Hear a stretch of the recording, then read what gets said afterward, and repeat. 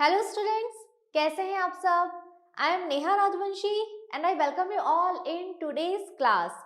बच्चों, आज इस क्लास में हम पढ़ने वाले हैं हमारी बुक से चैप्टर नंबर 25। चैप्टर का नाम है भोली और जो राइटर है जिन्होंने इस चैप्टर को लिखा है वो है मिस्टर के अब्बास। तो बच्चों, यहाँ इस चैप्टर में हम एक बहुत ही इंटरेस्टिंग, बहुत ही इंस्पायरिंग स्टोरी पढ़ने वाले हैं जो कि बेस्ड है एक गर्ल पे और उस गर्ल का नाम है भोली। तो बच्चों, ये बच्ची कौन थी भोली और किस तरह से ये हम सबको प्रेरणा देती है, इसी बारे में हम ये स्टोरी पढ़ने वाले हैं। चलिए स्टार्ट करते हैं हमारी story. Her name was Sulekha, but since her childhood, everyone had been calling her Bholi, the simpleton. तो बच्चों, ये जो गर्ल है भोली, इसका वास्तव में नाम क्या था? इसका नाम था सुलेखा। कितना अच्छा नाम है इसका, सुलेखा। लेकिन बचपन से ही हर कोई इसे क्या कहता था? भोली। और क्यों? भोली का मतलब सिंपलटन। सिंपलटन किसे कहते हैं? जो बिल्कुल अनाड़ी है, जो मूर्ख है, उसे हम कहते हैं ना कि तो बिल्कुल भोली है। तो उसका नाम था सुलेखा, लेकिन बचपन से ही हर कोई उसको भोली कह के पुकारा करता था। She was the fourth daughter of Numberdar Ramlal, और उसके फादर का नाम था रामलाल। वो अपने फादर की फोर्थ डॉटर थी, चौथे नंबर की बेटी थी। और जो इसके फादर है रामलाल, ये कौन थे? ये नंबरदार थे। नंबरदार मतलब जो गांव में राजस्व का काम करते हैं उन्हें नंबरदार कहते हैं। जो सरकारी कर्मचारी होते हैं, राजस्व इकट्ठे करने का काम करते हैं। तो इसके फादर थे रामलाल जो कि सरकारी कर्मचारी थे। उनकी चौथी बेटी थी ये गर्ल जिसका नाम था सुलेखा, लेकिन हर कोई उसको कहा करता था भोली।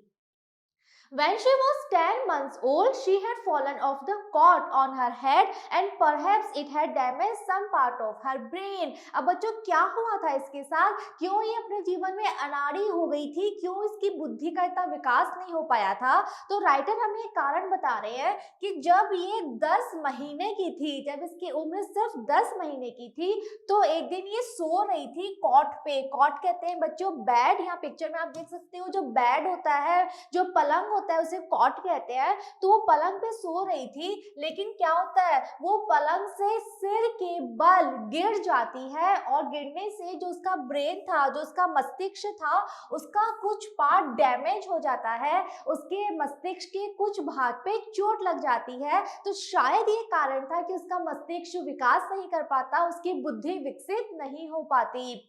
That was why she remained a backward child. तो शायद यही कारण था कि जब वो थोड़ी सी बड़ी होती है, वो बैकवर्ड, वो पिछड़ी हुई बच्ची बन के रह जाती है। यानी कि अपने जीवन के सारे काम वो बहुत धीरे, बहुत लेट करती है, वो हर काम में पिछड़ जाती है। And came to be known as Bholi the simpleton, और इसीलिए हर कोई उसको फिर भोली कह के बुलाने लगा था। और भोली का मतलब है अनाड़ी, या हम कह सकते हैं मूर्ख। तो उसका कारण शायद ये था कि वो पलंग से गिर जाती है, उसका ब्रेन का कोई पार्ट डैमेज हो जाता है, उस पर चोट लग जाती है, और शायद इसीलिए वो भोली रह जाती है, एक बैकवर्ड चाइल्ड वो रह जाती है। At birth, the child was very fair and pretty. Next बच्चों, राइटर कह रहे हैं कि इतना ही नहीं था, इस गर्ल के साथ और भी बहुत कुछ हुआ था। जब इसका जन्म हुआ था उस समय तो वो बिल्कुल फेयर, उसका कलर बिल्कुल साफ, वो गोरी थी और साथ ही साथ वो दिखने में बहुत प्यारी लगती थी। तो बर्थ के समय, जन्म के समय वो गोरी भी थी और प्यारी भी थी।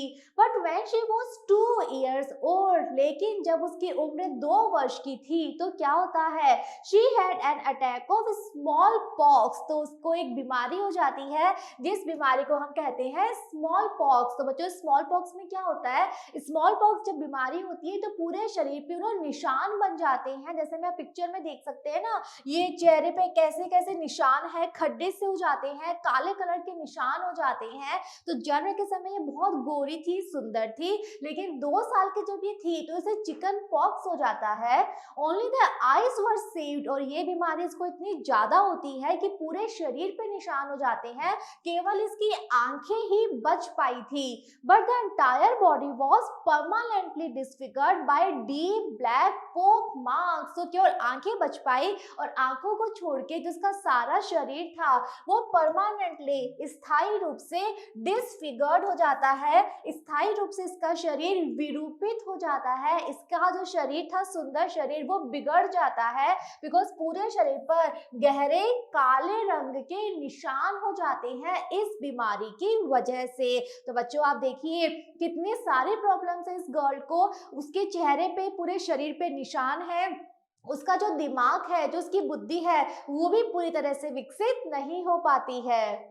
Little Sulekha could not speak till she was 5। Problems अभी भी एंड नहीं होती हैं। अब और क्या होता है, जब ये 5 साल की हो गई थी तब तक भी ये बोल नहीं पाती थी, इसने बोलना स्टार्ट नहीं किया। And when at last she learn to speak, और फाइनली जब इसने बोलना सीखा, जब इसने बोलना शुरू किया, शी स्टैमर। तो ये कैसे बोलती थी, वो स्टैमर करती थी, वो हकला के बोला करती थी, अटक अटक के बोला करती थी। The other children often made fun of her। अब ऐसे में जो बाकी बच्चे थे, आस पड़ोस के जो बच्चे थे, वो जब सुनते कि वो बोल रही है, अटक रही है, हकला रही है, तो बाकी बच्चे उसका मजाक बनाया करते थे और mimicked her, और उसकी नकल उतारा करते थे। उसको तो प्रॉब्लम थी इसलिए वो अटक के बोलती थी, हकला के बोलती थी, बाकी बच्चे उसका मजाक बनाने के लिए उसकी नकल करते थे, जैसे वो अटकती थी वैसे ही अटक अटक के उसके सामने बोलते थे उसका मजाक बनाने के लिए। एज अ रिजल्ट, तो इसका परिणाम क्या हुआ, she talked very little. Sulekha ने बोलना ही छोड़ दिया, वो बहुत कम बोला करती थी, बिकॉज वो जब भी बोलती हकला के बोलती तो बाकी लोग उसका मजाक उड़ाते। तो उसने सोचा कि इससे अच्छा है कि मैं बोलूं ही ना, तो वो बहुत कम बोला करती थी। Ramlal had 7 children. तो बच्चों इतनी सारी प्रॉब्लम्स थी इस गर्ल के साथ। अब बच्चों राइटर कह रहे हैं कि जो रामलाल है भोली के फादर, उनके टोटल 7 बच्चे थे, 3 सन्स एंड 4 डॉटर्स। चार तो उनकी बेटियां थी और 3 उनके बेटे थे। तो इस तरह से टोटल 7 उनके बच्चे थे। And the youngest of them was भोली, और हमने पढ़ा था ना कि भोली उनकी चौथी बेटी थी। तो 4 बेटियों में सबसे छोटी जो थी उनकी, वो थी भोली। तो भोली से बड़ी 3 बहनें और थी और 3 भाई भी थे भोली के। It was a prosperous farmer's household and there was plenty to eat and drink। अब जो भोली के फादर थे रामलाल, वो किसान भी थे, खेती भी किया करते थे और वो काफी प्रॉस्परस थे, संपन्न थे, यानी कि पैसों की कमी नहीं थी, संपन्न परिवार था ये। और इसीलिए उस परिवार में खाने और पीने के लिए पर्याप्त मात्रा में सामान था, कभी भी खाने की कमी नहीं रही, बिकॉज वो काफी संपन्न परिवार था। All the children except भोली were healthy and strong।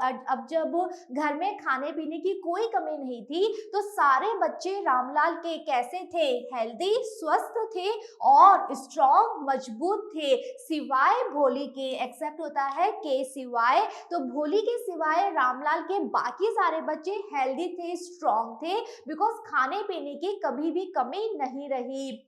The sons had been sent to the city to study in schools and later in colleges। और बिकॉज घर में पैसा काफी था इसीलिए जो बेटे थे रामलाल के, उन्हें शहर में भेजा गया था स्कूल में पढ़ाई करने के लिए। और जब उनका स्कूल पूरा हो जाता है तो बाद में उन्हें कॉलेज भी भेजा जाता है पढ़ने के लिए। ओके, तो क्योंकि पैसों की कमी नहीं थी इसीलिए बच्चों की शिक्षा भी अच्छे से हो रही थी, स्पेशली बेटों की। ओके, तो उनके बेटों को भेजा गया था शहर, स्कूल में भी और कॉलेज में भी, और खाने पीने की कमी नहीं थी, सब हेल्दी थे, स्ट्रॉन्ग थे। लेकिन भोली के साथ ऐसा नहीं था। Of the daughters, Radha the eldest had already been married। अब अगर रामलाल की बेटियों की बात करें, 4 बेटियां हैं रामलाल की, तो जो सबसे बड़ी बेटी है उसका नाम था राधा और उसकी पहले से ही शादी हो रखी थी। The second daughter, Mangla's marriage had also been settled। दूसरी बेटी जिसका नाम है मंगला, उसकी जो शादी है वो भी सेटल हो चुकी है, उसका रिश्ता कर रखा है। And when that was done, Ramlal would think of the third चंपा। और जब फाइनली मंगला की शादी हो जाती है, दूसरी बेटी मंगला की, तो उसके बाद रामलाल अपनी तीसरी बेटी के बारे में सोचना शुरू कर देते हैं और तीसरी बेटी का नाम है चंपा। तो रामलाल की 4 बेटियां हैं, सबसे बड़ी है राधा, सेकंड है मंगला, थर्ड है चंपा और फोर्थ को हम जानते हैं सुलेखा, जिसे कहते सब क्या थे, भोली। ठीक है। They were good looking, healthy girls and it was not difficult to find bridegrooms for them. तो जो तीनों ही बेटियां हैं रामलाल की, वो दिखने में काफी अच्छी थी, अच्छी दिखा करती थी और साथ साथ वो हेल्दी भी थी, स्वस्थ भी थी।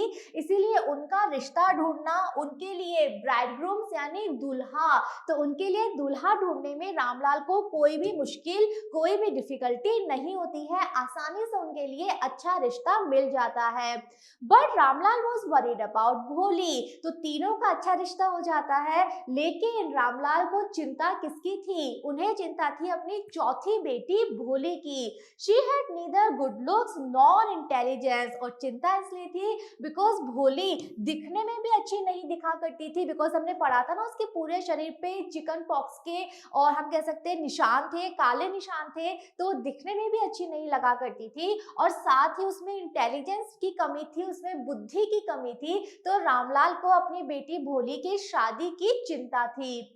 भोली was 7 years old when Mangla was married, और जब मंगला की शादी होती है उस समय भोली की उम्र क्या थी? वो 7 साल की थी। The same year a primary school for girls was opened in their village। अब बच्चों जिस साल भोली 7 साल की होती है उस साल गांव में गर्ल्स के लिए एक प्राइमरी स्कूल, एक प्राथमिक विद्यालय खोला जाता है। अब तक गांव में गर्ल्स के लिए, बालिकाओं के लिए स्कूल नहीं था और बालिकाओं के लिए पहला प्राथमिक स्कूल गांव में खुलता है।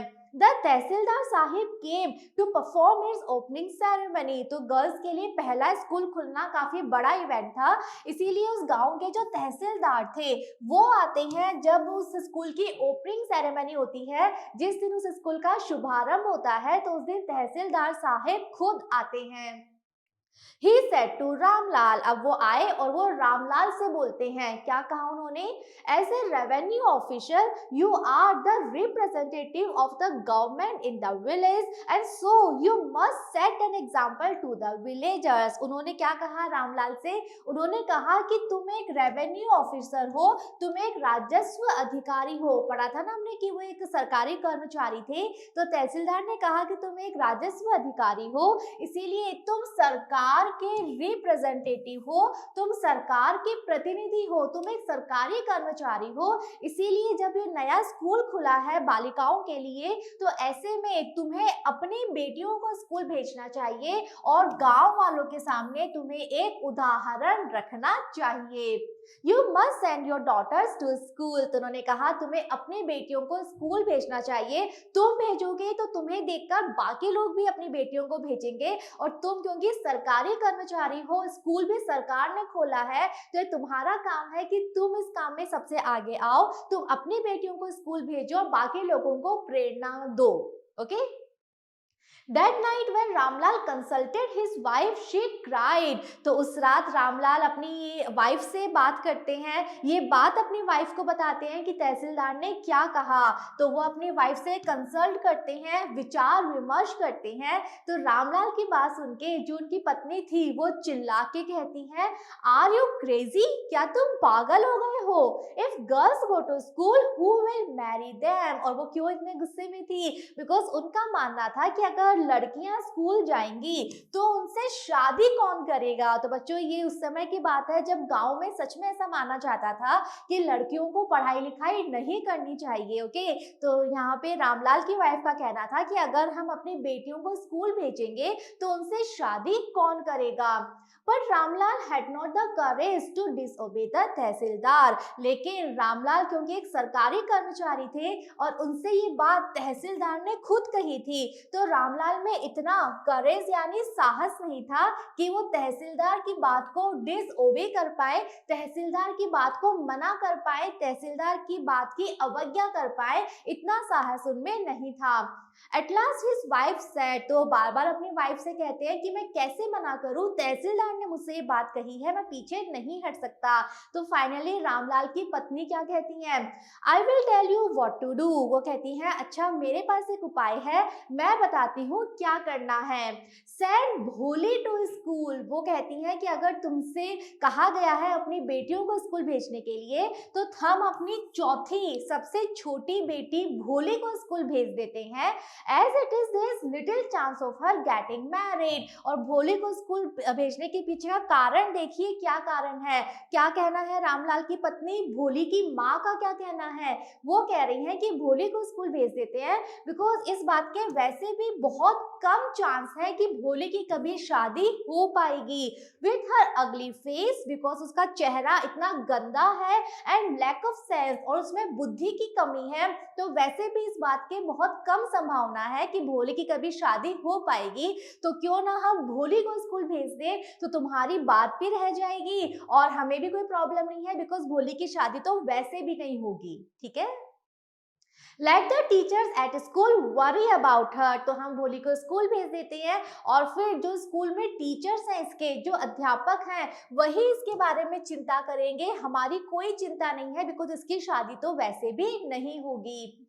The next day, Ramlal caught भोली by the hand and said। तो बच्चों भोली को स्कूल तो भेजा जा रहा है, लेकिन आप लोग देखिए किस कारण से भेजा जा रहा है। इसलिए नहीं कि भोली जाएगी कुछ सीखेगी, उसको शिक्षा मिलेगी, बल्कि इसलिए भेजा जा रहा है कि उसके पेरेंट्स को, उसकी माँ का ये कहना है कि इसकी शादी वैसे भी नहीं हो सकती, इसका चेहरा इतना अगली है, इसमें बुद्धि नहीं है, तो इसे हम स्कूल भेज देते हैं। ओके, तो फाइनली नेक्स्ट डे क्या होता है, रामलाल जो भोली के फादर हैं वो भोली का हाथ पकड़ते हैं और भोली से कहते हैं come with me, I will take you to school. वो भोली से कहते हैं मेरे साथ चलो, मैं तुम्हें स्कूल ले जा रहा हूँ।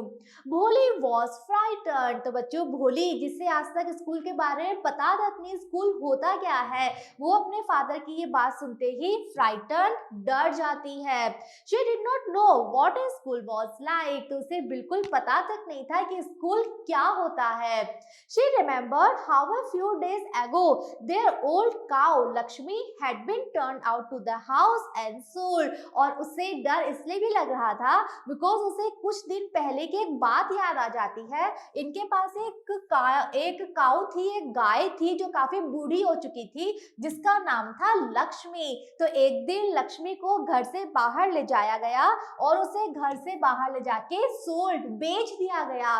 तो उसे ये बात याद आती है कि लक्ष्मी को भी बाहर ले गए थे, गाय को ले गए, उसे बेच दिया, आज मुझे लेके जा रहे हैं कि ऐसा ना हो मुझे भी बेच आए, मुझे भी कहीं छोड़ आए, मैं वापस घर ना आ पाऊं। इस विचार से भी भोली डर जाती है।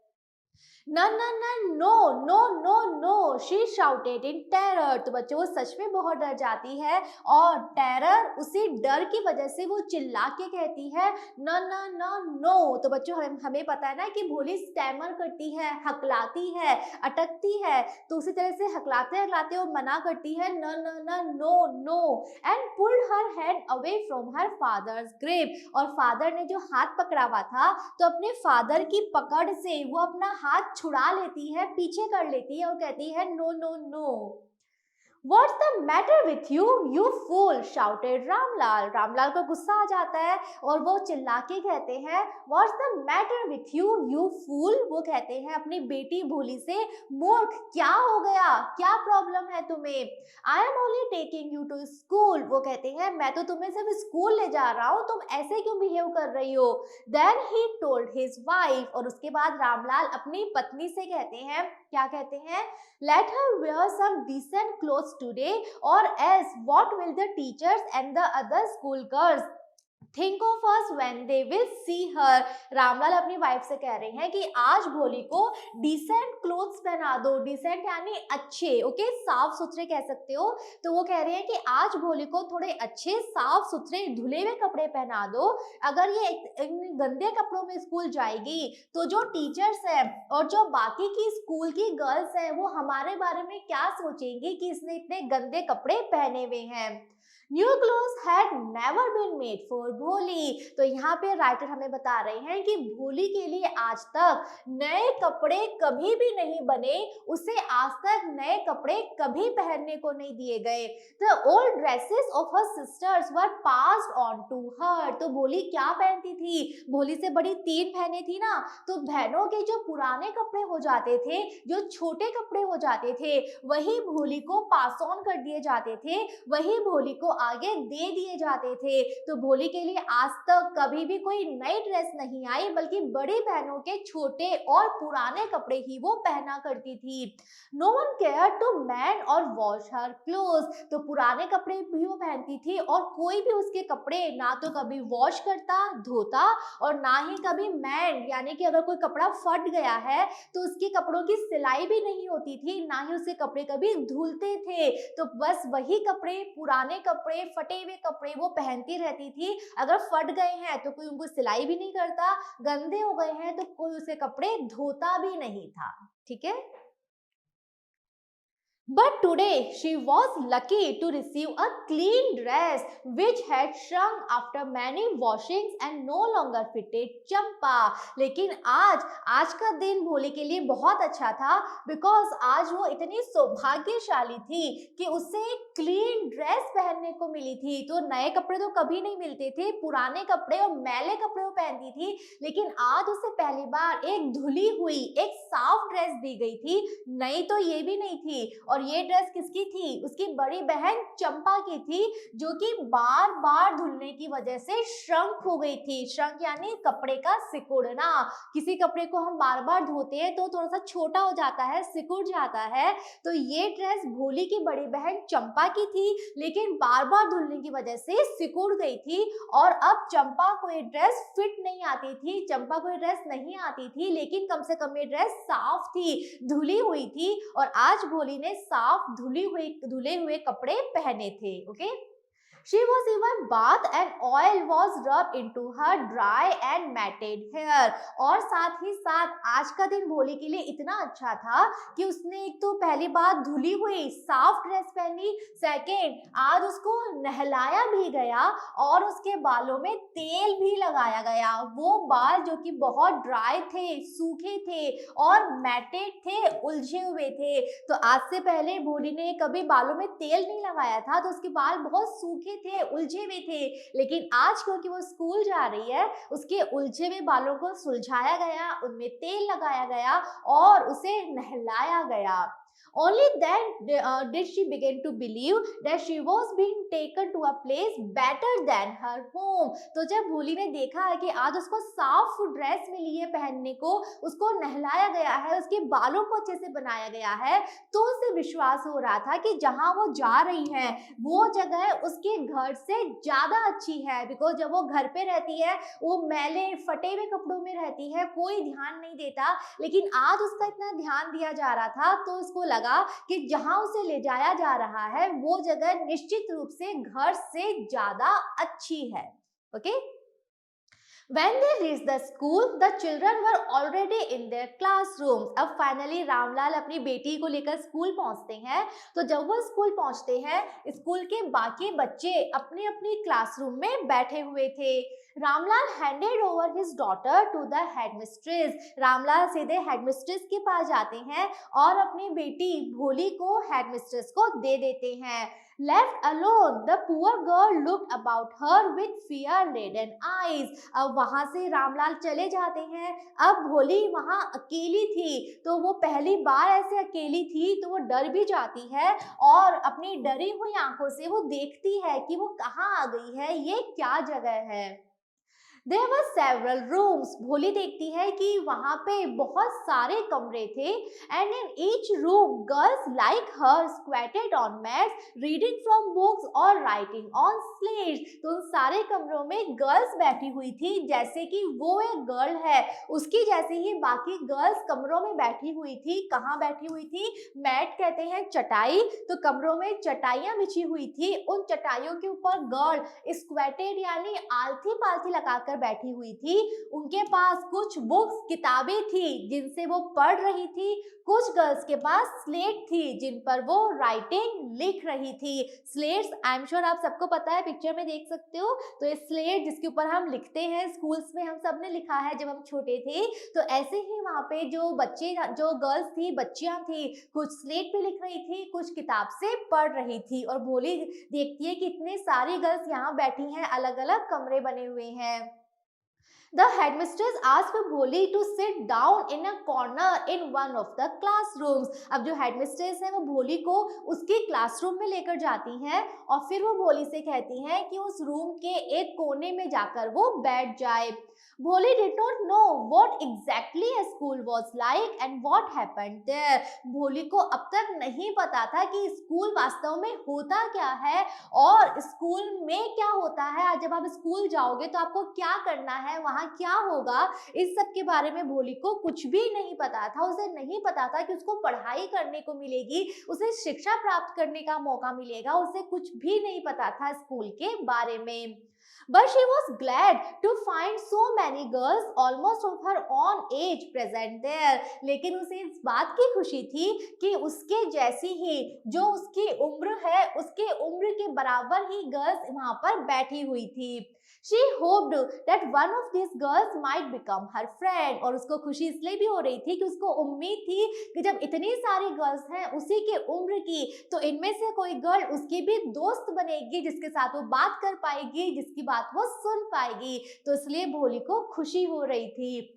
The lady teacher who was in the class was saying something to the girls. अब बच्चों क्लास में टीचर भी थी, लेडी टीचर थी, अध्यापिका जी थी. तो वो क्लास में जो गर्ल्स थी उनसे कुछ कह रही थी, उन्हें कुछ बता रही थी. But भोली could understand nothing. भोली ने सुना लेकिन उसे कुछ भी समझ में नहीं आया. She looked at the pictures on the wall. वो बैठी बैठी क्या कर रही थी, वो जो क्लासरूम था उसकी दीवारों पे पिक्चर्स बनी हुई थी. ओके, तो वो बैठी बैठी उन पिक्चर्स को देख रही थी. The colors fascinated her. तो बच्चों बहुत ही कलरफुल पिक्चर्स बनी हुई थी. हम सबको पता है स्पेशली जो छोटे बच्चों के क्लासरूम होते हैं तो वहाँ पे कलरफुल पिक्चर्स बनाई हुई होती हैं दीवारों पे, ताकि बच्चे कलर्स से आकर्षित होते हैं. तो ऐसा ही भोली के साथ हो रहा था. जब उसने देखा कि कितनी कलरफुल दीवारें हैं, दीवारों पे कितनी सारी पिक्चर्स बनी हुई हैं, तो वो जो कलर्स थे वो उसे फैसिनेट कर रहे थे, वो भोली को आकर्षित कर रहे थे. The horse was brown. सबसे पहले उसने देखा कि एक घोड़े की पिक्चर थी जो कि भूरे रंग का था. Just like the horse on which the tehsildar had come to visit their village. तो उस घोड़े की पिक्चर को देखकर भोली को याद आता है वो घोड़ा जिसके ऊपर बैठकर तहसीलदार इनके गांव आया करता था. तो बिल्कुल असली घोड़ा लग रहा था वो. तो उस जैसे उसने देखा कि ब्राउन कलर का घोड़ा है तो उसे याद आता है कि अरे तहसीलदार भी ऐसे ही घोड़े पर बैठकर हमारे गांव में आता है. The goat was black like the goat of their neighbor. Next picture थी एक गोट बकरी की जो कि काले रंग की थी और उसको देखते ही भोली को याद आता है कि इनके जो पड़ोसी हैं उनकी बकरी भी काले रंग की है. ठीक है. The parrot was green like the parrots she had seen in the mango orchard. Next picture थी एक पैरट, एक तोते की जो कि हरे रंग का था और भोली को याद आता है कि ऐसे ही हरे रंग के तोते उसने भी देखे हैं. कहाँ? मैंगो ऑर्चर्ड में. ऑर्चर्ड कहते हैं बाग. तो वहाँ उस गांव में जो आम के बाग थे उन आम के बागों में भोली ने भी रियल तोता देख रखा था. तो उसे याद आता है कि ये तो बिल्कुल वैसा ही तोता है जो कि उसने बाग में देखा था. And the cow was just like their Lakshmi. और वहां पे गाय की पिक्चर भी थी और वो पिक्चर बिल्कुल उसकी जो गाय थी लक्ष्मी जिसके बारे में हमने पढ़ा था कि उसको कुछ समय पहले बेच दिया गया था, तो बिल्कुल वैसी ही लक्ष्मी जैसी वो गाय थी. एंड सडनली भोली noticed that the teacher was standing bye her side smiling at her. तो भोली ये सारी पिक्चर्स देखने में बिजी थी, वो रूम को देख रही थी, दीवारों की पिक्चर्स को देख रही थी. तभी अचानक भोली देखती है कि जो टीचर है वो उसके पास में खड़ी हुई हैं और भोली को देखकर वो स्माइल कर रही हैं, मुस्कान दे रही हैं. What's your name, little one? उसके बाद जो टीचर है वो भोली से पूछती हैं, छोटी बच्ची तुम्हारा क्या नाम है? she could stammer no further than that. भोली जो कि अटक के बोलती है, हकला के बोलती है, वो अपना नाम बताने की कोशिश तो करती है लेकिन वो सिर्फ इतना बोल पाती है भो. Okay. Then she began to cry. इसके बाद जब भोली ये एहसास करती है कि वो नहीं बोल पा रही, वो अटक रही है, तो वो रोना शुरू कर देती है। And tears flowed from her eyes in a helpless flood. और उसकी आंखों से आंसू बहने लगते हैं, जैसे कि आंसुओं की फ्लड यानी बाढ़ आ गई है, इस तरह से उसकी आंखों से आंसू बहने लगते हैं। She kept her head down as she sat in her corner. उसके बाद वो ऊपर भी नहीं देखती है, वो वहीं कोने में बैठी रहती है और अपना सिर वो नीचे झुका लेती है। No daring to look up at the girls. उसकी बिल्कुल भी डेयर यानी हिम्मत नहीं थी कि वो अपना सिर ऊपर करके बाकी गर्ल्स को देखे। She knew was still laughing at her because उसे पता था कि जो क्लास में बाकी गर्ल्स हैं वो उसके ऊपर हंस रही हैं, तो वो अपना सिर नीचे झुका लेती है और उसकी हिम्मत नहीं होती कि वो ऊपर देखे, बाकी गर्ल्स की ओर देखने की उसकी जरा से भी हिम्मत नहीं होती है। When the school bell rang, अब फाइनली उस दिन का स्कूल पूरा हो जाता है और जब स्कूल की घंटी बजती है, all the girls squared out of the classroom. घंटी बजते ही जो सारी गर्ल्स हैं क्लास की, वो जल्दी से निकल के बाहर आती हैं, बिकॉज छुट्टी हो गई है, तो सब जल्दी जल्दी बाहर निकल जाती हैं। But Bholi dare not leave her corner. लेकिन भोली अभी भी इतनी डरी हुई है कि वो जिस कोने में बैठी है उस कोने से वो खड़ी भी नहीं हो पाती। हर हेड स्टिल लोवर्ड। उसने अपना सिर अभी भी नीचे झुका रखा है। She kept on सोबिंग। और अभी भी वो सोबिंग यानी सुबक रही थी, अभी भी वो धीरे धीरे रो रही थी। भोली, the teachers voice was so soft and soothing. तभी जो टीचर है क्लास में वो भोली को पुकारती हैं, वो आवाज लगाती हैं भोली, और उनकी जो आवाज थी वो बहुत ही सॉफ्ट, मधुर और बहुत ही सूदिंग, आराम देने वाली थी। In all her life she had never been called like that. और जैसे ही भोली ने अपने टीचर की आवाज सुनी, उसे एहसास होता है कि उसने अपने पूरे जीवन में किसी ने भी भोली को इतने प्यार से नहीं पुकारा था। It touched her heart. और टीचर ने जितने प्यार से उसका नाम लिया, ये बात भोली के दिल को छू जाती है। Get up said the teacher. उसके बाद टीचर भोली से कहती हैं गेट अप, खड़ी हो जाओ। It was not a command. और टीचर ने जिस तरह से ये बात बोली, ये कोई आदेश नहीं था खड़े होने का, but just a friendly suggestion. बल्कि टीचर ने बात इतने प्यार से बोली जैसे वो एक फ्रेंड की तरह सलाह दे रही हैं। इतने प्यार से, इतने अपनेपन से टीचर ने बात करी। भोली गॉट अप। फाइनली भोली खड़ी हो जाती है। Now tell me your name. Teacher कहती है अब तो मुझे अपना नाम बताओ।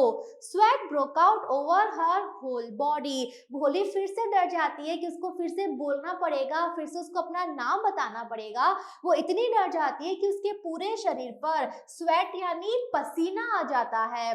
Would her stammering tongue again disgrace her. उसके दिमाग में प्रश्न चलता है कि अगर वो बोलेगी तो क्या वो वापस से हकलाने लगेगी, क्या वो वापस से अटकने लगेगी, और क्या उसकी जो टंग, उसकी जो जुबान है, उसकी जो जीभ है, वो उसे डिस्ग्रेस करेगी, फिर से क्या उसकी जुबान उसे अपमानित करेगी अपने टीचर के सामने। तो भोली बोलना चाहती है, लेकिन उसको पता है मैं बोलूंगी तो मैं अटकूंगी, तो उसको लगता है कि मैं फिर से अगर अटक गई तो फिर से मैं अपमानित महसूस करूंगी।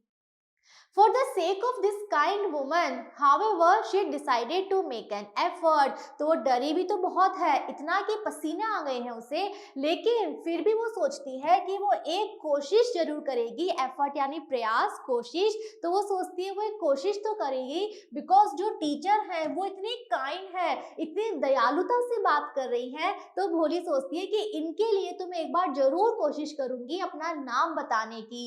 She had such A soothing voice. तो उसे लगता है कि टीचर की आवाज कितनी प्यार भरी है, कितनी आराम पहुंचाने वाली है। She would not laugh at her. उसे पता था कि अगर वो अटक भी गई, अगर वो हकलाने भी लगी, तो टीचर उसका मजाक नहीं बनाएंगी, उसके ऊपर नहीं हंसेंगी। भो शी बिगेन टू स्टैमर। तो भोली एक बार वापस कोशिश करती है अपना नाम बताने की, लेकिन जैसे ही वो बोलना शुरू करती है वो फिर से अटकने लगती है, वो फिर से हकलाने लगती है, और वो इतना ही बोल पाती है ब भो भो।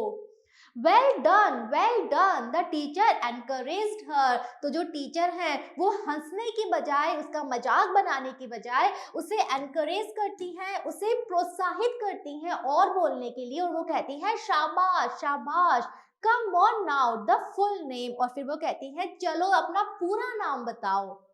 वो Bholi, at last she was able to say it. और बच्चों, जब कोई हमें प्रोत्साहित करता है तो सच में हमें एक जोश आता है कि हम वो काम करेंगे। तो ऐसे ही भोली सोचती है मुझे बोलना ही है, मुझे अपना नाम बोल के बताना ही है। वो पूरी कोशिश करती है और फाइनली वो अपना नाम पूरा बता पाती है, and felt relieved as if it was a great achievement. और जब वो अपना पूरा नाम बता देती है तो उसे इतनी राहत मिलती है जैसे कोई उसने बहुत बड़ी उपलब्धि प्राप्त की है, इतना सुकून उसे मिलता है। Well done the teacher पैटेड her affectionately. तो फाइनली जब उसने अपना नाम बताया तो टीचर उसे पैट करती हैं, उसको शाबाशी देती हैं। कैसे? अफेक्शनेटली यानी प्रेम पूर्वक, स्नेह पूर्वक उसको शाबाशी देती हैं। एंड सेड, और फिर कहती हैं put the fear out of your heart and you will be able to speak like everyone else. Teacher कहती हैं जब तुम अपने दिल से डर निकाल दोगी तो तुम भी बाकी सब लोगों की तरह बोल पाओगी। तो टीचर का कहना है कि तुम हकलाती इसलिए हो बिकॉज तुम डर जाती हो। एक बार अगर तुमने अपने मन से, अपने दिल से डर को बाहर निकाल दिया तो फिर देखना तुम बिना अटके, बिना हकलाए बाकी सब की तरह बोल पाओगी। Bholi looked up as if to ask. Teacher की ये बात सुनते ही भोली ऊपर देखती है जैसे कि वो पूछना चाहती हो, रियली, सच में ऐसा हो सकता है? Yes yes it will be very easy. Teacher कहती है हाँ ये बहुत आसान है। You just come to school every day. Teacher कहती हैं तुम बस रोज स्कूल आया करो। विल यू कम, क्या तुम आओगी? भोली नोडेड। भोली नोडेड यानी सिर हिला के कहती है नो से इट अलाउड। तो टीचर कहती है नहीं, सिर मत हिलाओ, बोल के बताओ, क्या तुम डेली स्कूल आओगी? Yes, and Bholi herself was astonished that she had been able to say it. तो टीचर कहती है सिर हिलाने से काम नहीं चलेगा, बोल के बताओ, क्या तुम रोज स्कूल आओगी? तो भोली बोलती है यस। और भोली खुद इस बात पे एस्टोनिस्ड थी, आश्चर्यचकित थी कि कैसे उसने बिना अटके ये बात बोल दी, कैसे उसने हाँ एक बार में ही बोल दिया। Didn't I tell you? Now take this book. तो टीचर कहती है देखा, मैंने कहा था ना, अगर तुम डर हटा दोगी तो तुम भी अच्छे से बोल पाओगी। और नेक्स्ट वो कहती हैं कि अब ये किताब तुम लो। The book was full of nice pictures and the pictures were in color. तो वो जो किताब थी उस किताब में बहुत सारी पिक्चर्स थी, तस्वीरें थी, और वो सारी तस्वीरें रंगीन रंगों से भरी हुई थी।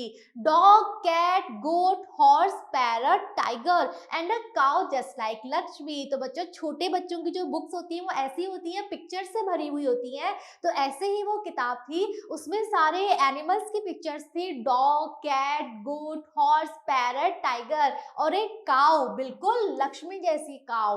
And with every picture was a word in big black letters. और हर एक तस्वीर के साथ में शब्द भी लिखा हुआ था बड़े बड़े काले अक्षरों में। ओके, तो बच्चों, छोटे बच्चे जब पढ़ाई शुरू करते हैं, लिखना, बोलना, पढ़ना सीखते हैं, तो ऐसे ही उनकी बुक्स होती हैं जिसमें पिक्चर्स होती हैं और पिक्चर्स किसकी बनी हुई है वो लिखा हुआ होता है। तो ऐसे ही किताब टीचर ने भोली को दी।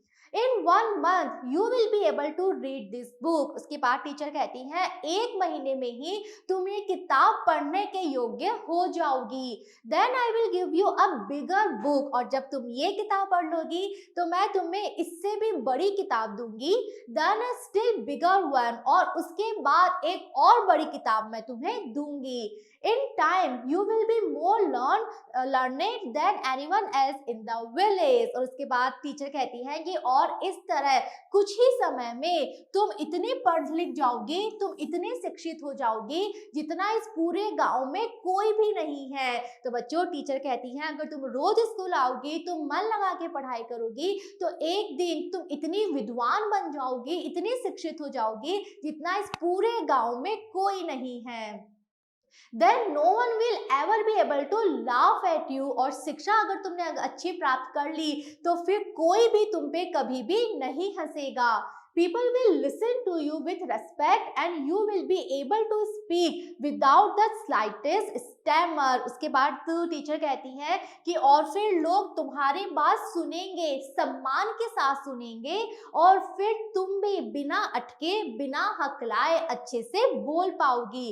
अंडरस्टैंड, समझी? नाउ गो होम, अब घर जाओ and come back early tomorrow morning, और कल सुबह जल्दी स्कूल आ जाना। ओके तो बच्चों, भोली को पहली बार जीवन में कोई ऐसा व्यक्ति मिला जिसने उसे प्रोत्साहित किया, जिसने उसे शिक्षा का महत्व समझाया और किस तरह से वो अपना डर हटाए, किस तरह से वो हकलाने की आदत छोड़ सकती है, इस बारे में उसे बताया। तो ये जो टीचर है सच में भोली की लाइफ में एक ऐसी चीज लेकर आती है, शिक्षा लेकर आती है जो सच में भोली के जीवन को बदल के रख देगा। ओके चलिए कंटिन्यू करते हैं। Bholi felt as if suddenly all the bells in the village temple were ringing। तो बच्चों, उस दिन जब भोली स्कूल से घर जाती है वो इतनी खुश थी कि उसको लग रहा था कि गांव का जो मंदिर है उसकी सारी घंटियां एक साथ बज रही हैं। And the trees in front of the school house had blossomed into big red flowers. उसे ऐसे लग रहा था कि जो पेड़ है घर के सामने, स्कूल के सामने, सभी पेड़ों पर बड़े बड़े लाल रंग के फूल खिल गए हैं। तो ये सब भोली को इसलिए लग रहा था कि भोली उस दिन सच में बहुत खुश थी।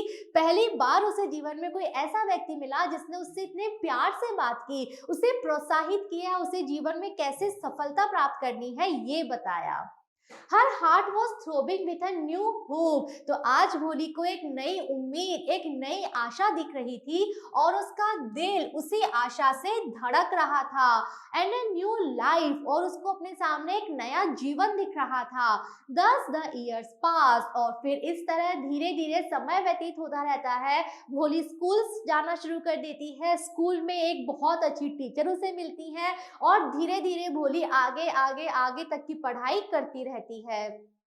The village became a small town. तो अब बहुत साल व्यतीत हो जाते हैं, अब धीरे धीरे बहुत सारे परिवर्तन हो गए थे गांव में। अब वो जो गांव था अब वो एक छोटा कस्बा बन चुका था। The village primary school became a high school, और वो जो प्राइमरी स्कूल, प्राथमिक विद्यालय था, अब वो एक हाई स्कूल बन चुका था, एक उच्च विद्यालय का रूप ले चुका था। There were now a cinema under a tin shed. अब क्योंकि इतना विकास हो रहा था गांव में, तो गांव में अब एक सिनेमा हॉल भी खुल चुका था जो कि टिन शेड में खुला था। टिन शेड आप पिक्चर में देख सकते हो, ये इसका जो रूफ है वो टिन की बनी हुई है। ओके तो इस तरह से टिन शेड में एक सिनेमा चल रहा था। एंड कॉटन गिनिंग मिल, और गांव में एक फैक्ट्री भी खुल चुकी थी जहां पे कॉटन यानी कि कपास की बुनाई होती थी। तो इस तरह से गांव में बहुत सारा विकास हो रहा था, उद्योग खुल रहे थे, सिनेमा खुल रहा था, और जो स्कूल था वो भी प्राइमरी से हाई बन चुका था। The mail train began to stop at the railway station, और साथ साथ एक और परिवर्तन हुआ था। जो मेल ट्रेन थी जो आज तक यहाँ पे रुकती नहीं थी, तो उस गांव में अब एक रेलवे स्टेशन भी बन चुका था और जो ट्रेन थी वो इस स्टेशन पे रुका भी करती थी। One night after dinner Ramlal said to his wife. तो बच्चों, अब एक रात जब सबने खाना खा लिया था उसके बाद रामलाल जो है वो अपनी पत्नी से कहते हैं, then shall I accept Bishamber's proposal. Again वो अपनी पत्नी से कोई बात, कोई विचार विमर्श कर रहे हैं, तो वो अपनी पत्नी से कह रहे हैं कि क्या मैं बिशंबर का प्रपोजल यानी प्रस्ताव स्वीकार कर लूं। Yes certainly his wife said. उनकी पत्नी कहती है हाँ निश्चित रूप से आपको प्रस्ताव स्वीकार कर लेना चाहिए। Bholi will be lucky to get such a well to do bridegroom. वो कहती हैं भोली सौभाग्यशाली होगी कि उसको इतना अच्छा दूल्हा मिला है। तो बच्चों, भोली के पेरेंट्स क्या बात कर रहे हैं? भोली की शादी की बात कर रहे हैं। भोली के लिए कोई रिश्ता आया है, बिशंबर नाम का कोई व्यक्ति है जिसने रिश्ता भेजा है भोली के लिए, तो उसी को लेकर चर्चा कर रहे हैं भोली के पेरेंट्स कि क्या यह रिश्ता भोली के लिए अच्छा रहेगा। भोली की माँ का कहना है कि यस ये रिश्ता बहुत अच्छा है और हमारी बेटी भोली सौभाग्यशाली है कि उसे इतना अच्छा दूल्हा मिल रहा है। वेल टू डू यानी जो काफी संपन्न परिवार से है, हम कह सकते हैं अमीर है। Okay A big shop, a house of his own, and I hear several thousand in the bank. और क्यों भोली की माँ को लग रहा है कि ये एक अच्छा रिश्ता है, तो वो कह रही हैं कि बिशंबर के पास एक बड़ी दुकान है, अपना खुद का घर है, और नेक्स्ट वो कह रही है कि मैंने तो ये भी सुना है कि उसके बैंक में भी काफी पैसा है। Moreover, he is not asking for any dowry। और इन सब बातों के अलावा एक और चीज है जो भोली की माँ को अच्छी लग रही है, तो वो कह रही है कि इसके अलावा वो हमसे कोई डाउरी, किसी भी तरह का दहेज नहीं मांग रहा है। Okay, That's right, but he is not so young। तो भोली के जो पिता है रामलाल, वो कह रहे हैं कि हाँ, ये सारी बातें तो सही है, लेकिन वो उसकी जो उम्र है वो काफी ज्यादा है। Almost the same age as I am. वो कह रहे हैं कि उसकी उम्र लगभग मेरी उम्र जितनी है। And he also lives. और इसके अलावा एक और प्रॉब्लम है कि वो लंगड़ा कर चलता है, उसके पैरों में कुछ प्रॉब्लम है, इसकी वजह से वो अच्छे से चल नहीं पाता।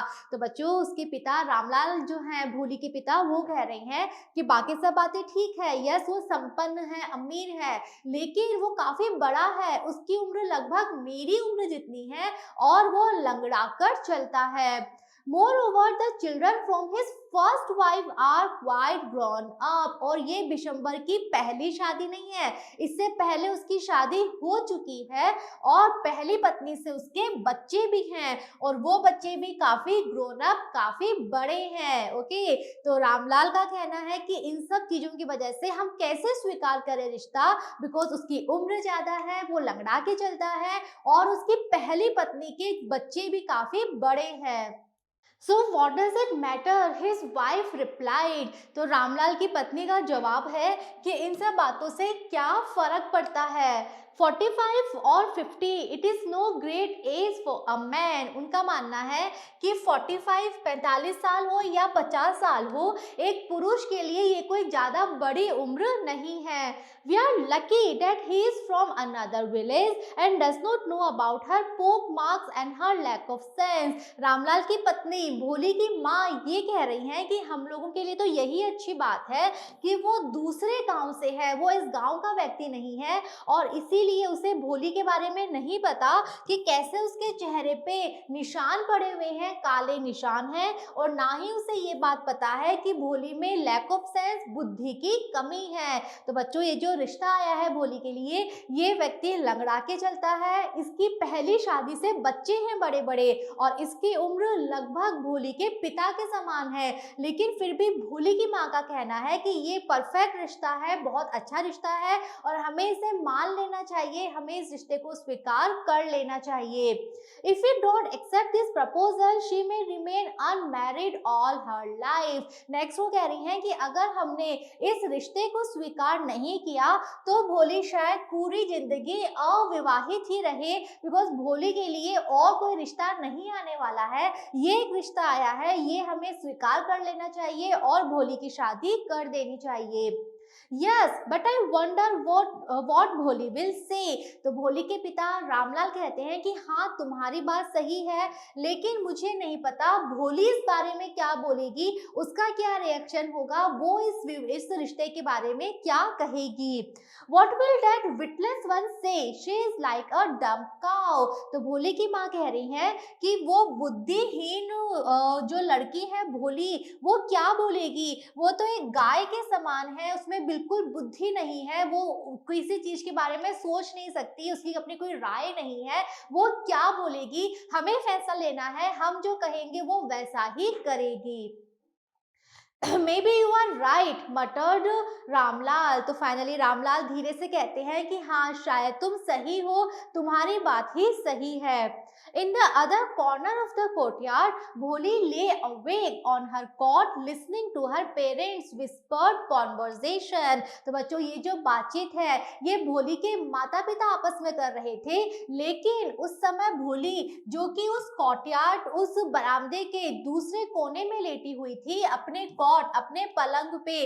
तो इस समय भोली सो नहीं रही थी, बल्कि वो अवेक जागी हुई थी और वो अपने माता पिता के इस कॉन्वर्सेशन, इस बातचीत को वो सुन रही थी। वो बातचीत जो कि वो विस्पर्ड यानी धीरे धीरे कर रहे थे, लेकिन फिर भी भोली को सुनाई दे रहा था। उसने अपने माता पिता की सारी बातें सुनी। तो बच्चों, भोली को पता है कि उसकी माँ उसके बारे में क्या सोच रही है, ये जो रिश्ता आया है ये व्यक्ति किस तरह का है, सारी बातें वो सुनती है। अपने माता पिता के दोनों की बातें वो आराम से सारी बातें समझ पाती है, सुन पाती है। Vishambarnath was a well to do grocer. तो बच्चों, ये जो रिश्ता आया था उसके लिए, ये जो व्यक्ति है विशंबरनाथ, ये कौन था? ये ग्रोसर था, यानी कि ये किराने वाला था, इसकी किराने की दुकान थी। He came with a big party of friends and relations with him for the wedding. और अब जब फाइनली शादी के लिए हाँ हो जाती है, फाइनली भोली के पिता रामलाल इस प्रस्ताव को स्वीकार कर लेते हैं, हाँ कह लेते हैं। फाइनली शादी का दिन डिसाइड हो जाता है और शादी के दिन जो विशंबर है वो अपने सारे दोस्तों और रिश्तेदारों के साथ शादी करने के लिए आता है।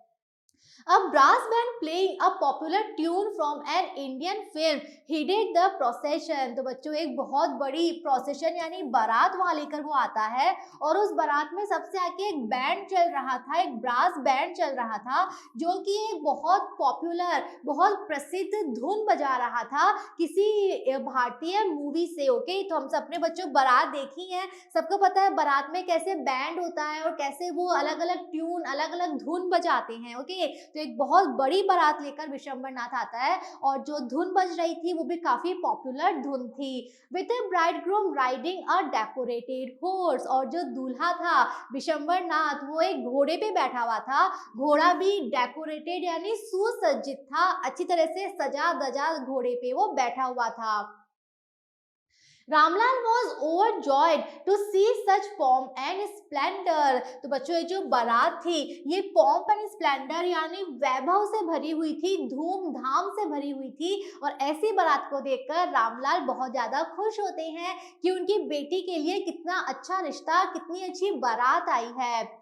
He had never dreamt that his fourth daughter would have such a grand wedding। Ramlal इसलिए भी खुश थे बिकॉज उन्होंने कभी नहीं सोचा था कि उनकी जो चौथी बेटी है भोली, जो दिखने में भी अच्छी नहीं है, जिसमें बुद्धि की भी कमी है, उसकी इतनी ग्रैंड, इतनी बड़े स्तर पे शादी हो सकती है, ऐसा उन्होंने कभी नहीं सोचा था। तो इसीलिए बारात को देखकर रामलाल बहुत ज्यादा खुश थे।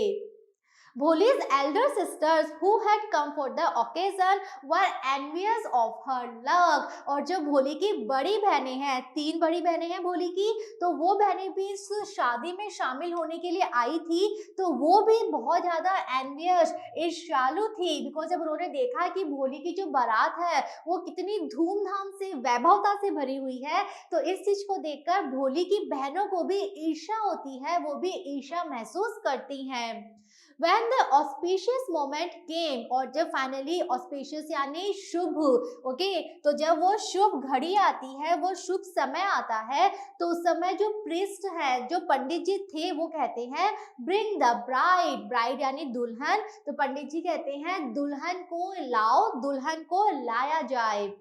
Bholi, clad in a red silken bridal dress, was led to the bride's place near the sacred fire। तो जब पंडित जी ने दुल्हन को लाने के लिए कहा तो भोली को लाया जाता है। और भोली ने इस समय क्या ड्रेस पहनी हुई थी? उसने लाल रंग की सिल्क की बनी हुई ब्राइडल ड्रेस, दुल्हन की ड्रेस पहनी हुई थी। यहाँ पिक्चर में हम सब देख सकते हैं दुल्हन की ड्रेस, जो लहंगा होता है, तो ऐसी दुल्हन की ड्रेस उसने पहनी हुई थी और उसे वहां पर दुल्हन की जो जगह थी वहां पे लाया जाता है, जो कि सैक्रेड फायर, उस पवित्र आग के पास थी। तो हम सबको पता है ना, शादी में वो आग चलती है, मंडप होता है, तो वहां पे भोली को लाया जाता है जिसने दुल्हन की ड्रेस पहनी हुई थी रेड कलर की सिल्क की।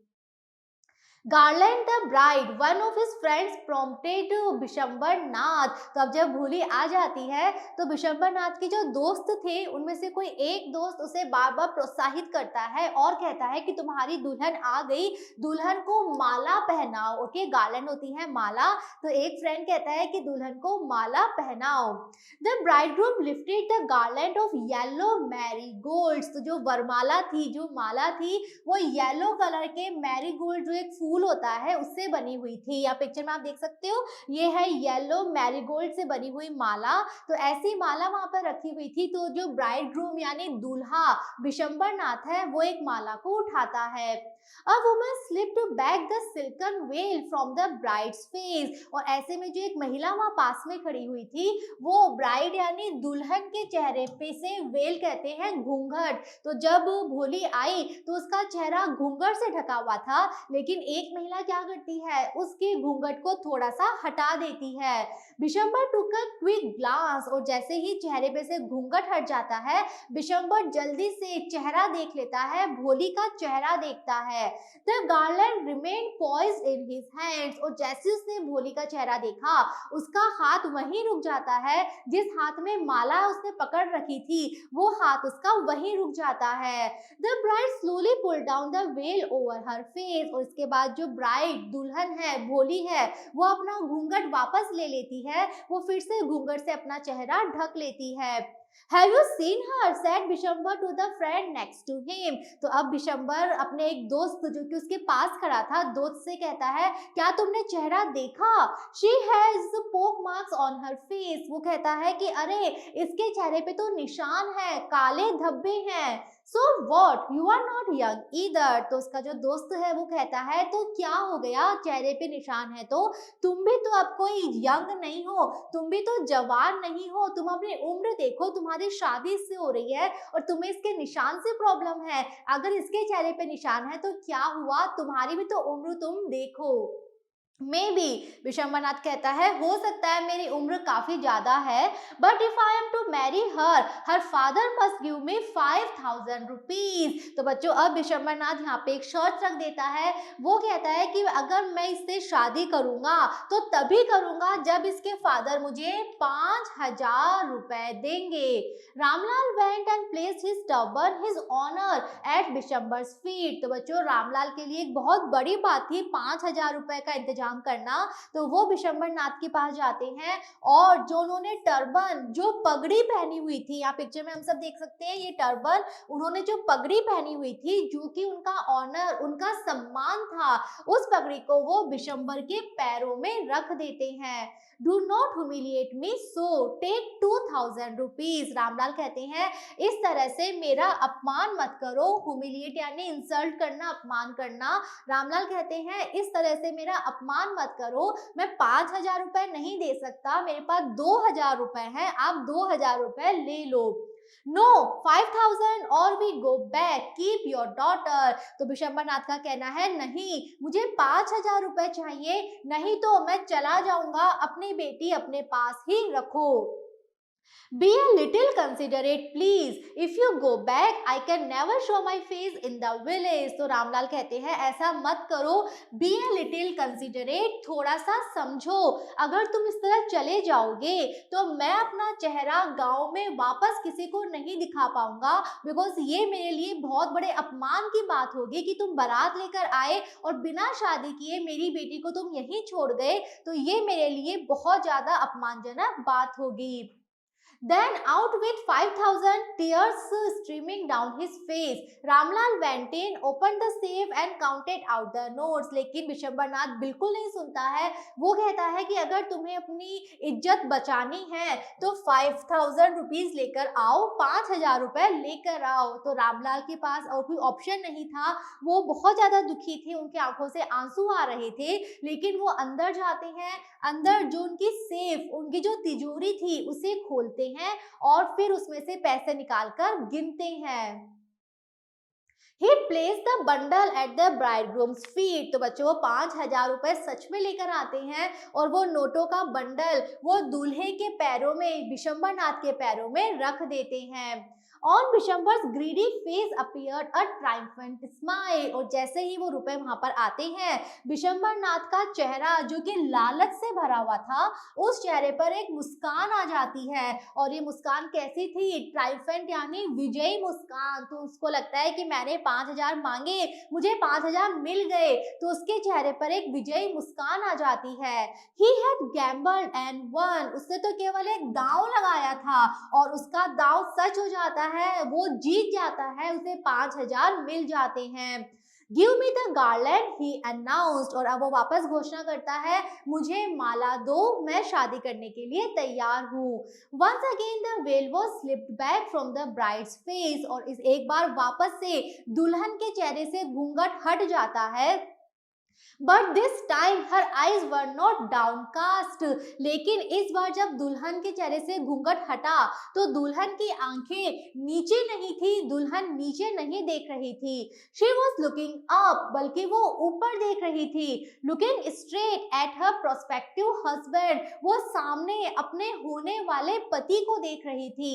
And in her eyes there was neither anger nor hate, और उसकी आंखों में ना तो गुस्सा था ना ही नफरत थी, ओनली कोल्ड कंटेम्प्ट, बल्कि केवल एक ठंडा तिरस्कार था, यानी कि बिना किसी भावना के भरा हुआ एक तिरस्कार था भोली की आंखों में। Bishambar raised the garland to place it round the bride's neck, Bishambar ने तब तक माला उठा ली ताकि वो दुल्हन के गले में पहना सके।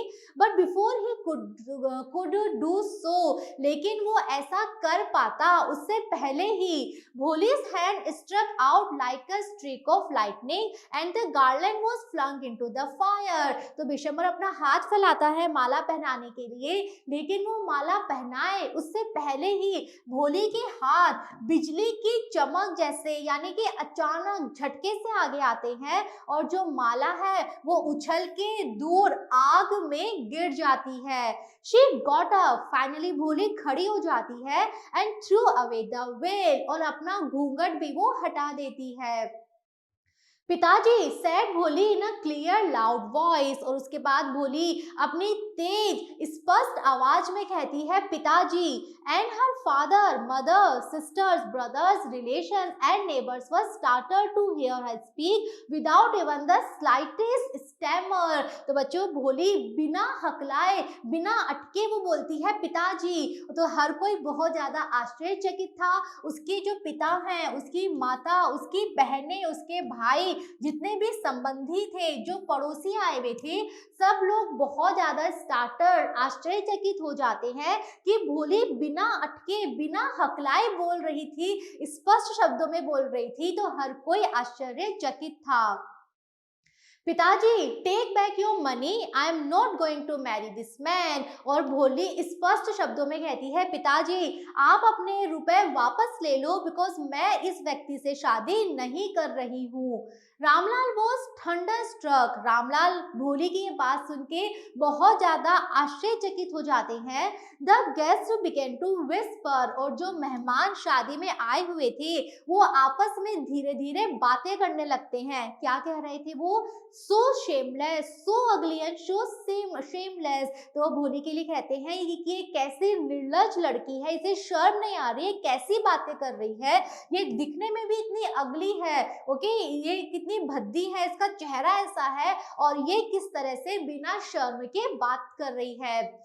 भोली are you crazy, shouted Ramlal, तो अब जो रामलाल है भोली के पिता, वो भी चिल्ला के कहते हैं भोली क्या तुम पागल हो गई हो? You want to disgrace your family, तुम हमारे इस परिवार का डिस्ग्रेस अपमान करना चाहती हो।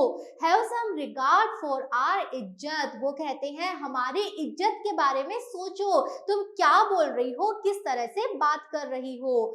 For the sake of your इज्जत, said भोली, I was willing to marry this lame old man, तो बच्चों भोली स्पष्ट शब्दों में अपनी बात कहती है, वो कह रही है कि अब तक मैं आपकी इज्जत के बारे में सोच रही थी, इसीलिए मैं इस व्यक्ति से शादी करने को तैयार हो गई जो कि बूढ़ा है और जो लंगड़ा के चलता है। मैंने इससे शादी करने के लिए मैं तैयार थी सिर्फ इसलिए बिकॉज मुझे आपकी इज्जत की परवाह थी। But I will not have such a mean greedy and contemptible coward as my husband, लेकिन वो कहती कहती है ये बूढ़ा है, ये लंगड़ा के चलता है, फिर भी मैं तैयार थी शादी करने के लिए, लेकिन अब मैं एक ऐसे व्यक्ति से शादी नहीं कर सकती जो कि इतना मीन, स्वार्थी है, ग्रीडी, लालची है, कंटेम्प्लेटिबल, घिनौना है, कावर्ड, कायर है, ऐसे व्यक्ति को मैं अपना पति नहीं बना सकती। I want. और भोली ने निर्णय ले लिया था, वो निश्चय कर चुकी थी, तो वो कहती है मैं कभी भी ऐसे व्यक्ति को अपना पति नहीं बनाऊंगी, नहीं बनाऊंगी, नहीं बनाऊंगी। What a shameless girl! We all thought she was a harmless dumb cow. तो बच्चों, अब जो सारे लोग थे वो आपस में बातें करने लगते हैं, वो कहने लगते हैं कि ये कैसी लड़की है जिसे कोई शर्म नहीं है। हमें तो लगता था कि ये बिल्कुल एक मासूम सी, भोली सी गाय के समान है, लेकिन देखो ये किस तरह से बात कर रही है।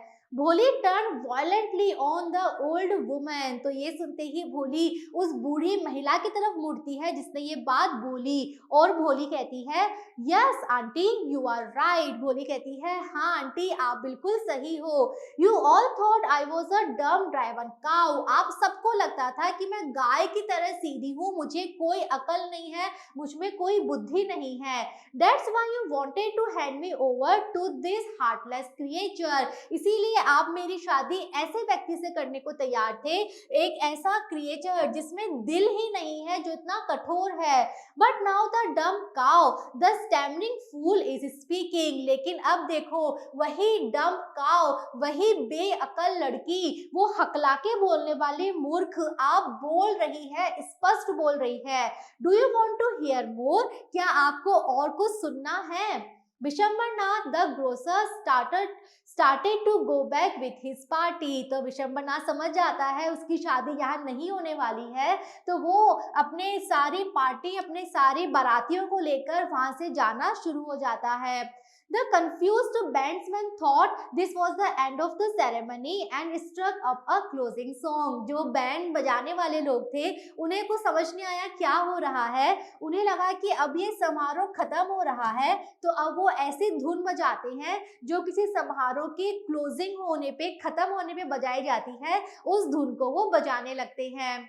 Ramlal stood rooted to the ground, his head bowed low with the weight of grief and shame। Ramlal कुछ बोल नहीं पाते, वो वहीं खड़े हैं और उनका जो सिर है वो नीचे झुका हुआ था। किसकी वजह से? ग्रिफ, दुख की वजह से, और शेम, शर्म की वजह से उनका सिर झुका हुआ है और वो वहीं पर खड़े हैं।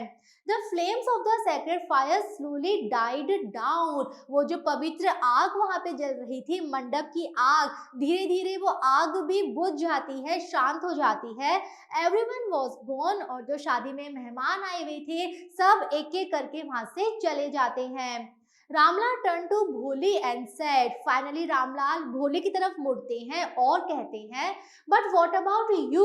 No one will ever marry you now. Ramlal को अभी भी भोली की चिंता है, वो कहते हैं लेकिन तुम्हारा क्या होगा, अब कोई भी तुमसे शादी नहीं करेगा। What shall we do with you? अब हम तुम्हारा क्या करेंगे? And Sulekha said in a voice that was calm and steady. तो फाइनली अब सुलेखा बोलती है अपनी आवाज में, जो कि बिल्कुल स्टेडी, सीधी, एक बिना हिले डुले, एक अड़िग आवाज में और एक काम, शांत आवाज में सुलेखा फाइनली कहती है डोंट यू वरी पिताजी। वो कहती है पिताजी आप बिल्कुल भी चिंता मत कीजिए।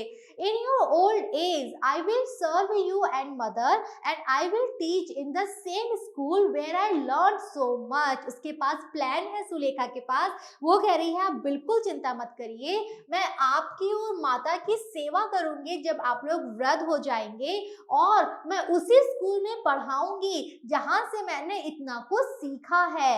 Isn't that right ma'am? इतना कह के वो अपनी टीचर से पूछती है, वो टीचर जो उसकी शादी में मेहमान बन के आई थी, जो वहीं खड़ी थी। भोली अपनी टीचर से पूछती है मैम मैंने सही कहा ना? The teacher had all along stood in a corner watching the drama। तो जो भोली की टीचर थी, जो उसको उसके स्कूल के फर्स्ट डे मिली थी, वो टीचर अब तक वहीं खड़ी हुई थी कोने में, और कोने में खड़े खड़े वो ये सारा ड्रामा देख रही थी।